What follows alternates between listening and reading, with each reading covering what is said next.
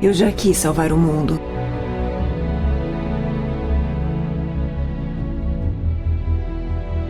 Este lugar tão lindo.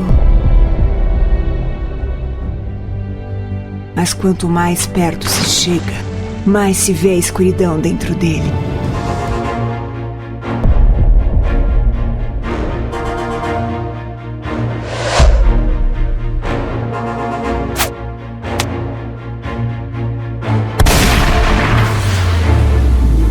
Eu aprendi de um jeito difícil há muito tempo.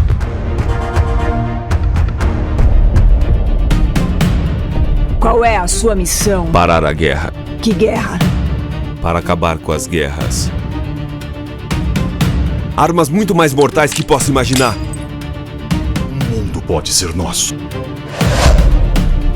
Seja quem for, corre mais perigo do que imagina. Não vou ficar parado enquanto pessoas inocentes morrem. Tome cuidado, Diana. Quem é essa mulher? Ela é...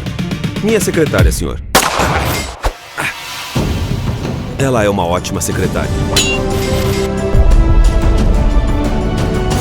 É nosso dever sagrado defender o mundo. E é o que eu vou fazer.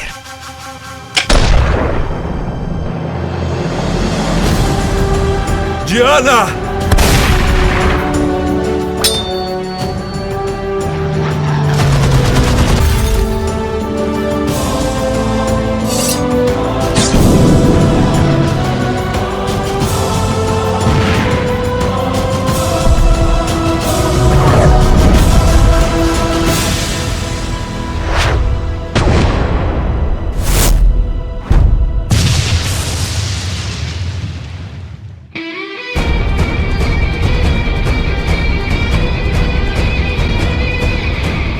Como uma mulher consegue lutar com isso?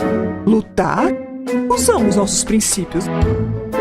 Embora eu não tenha nada contra apelar para agressão física, se for este o caso, não é?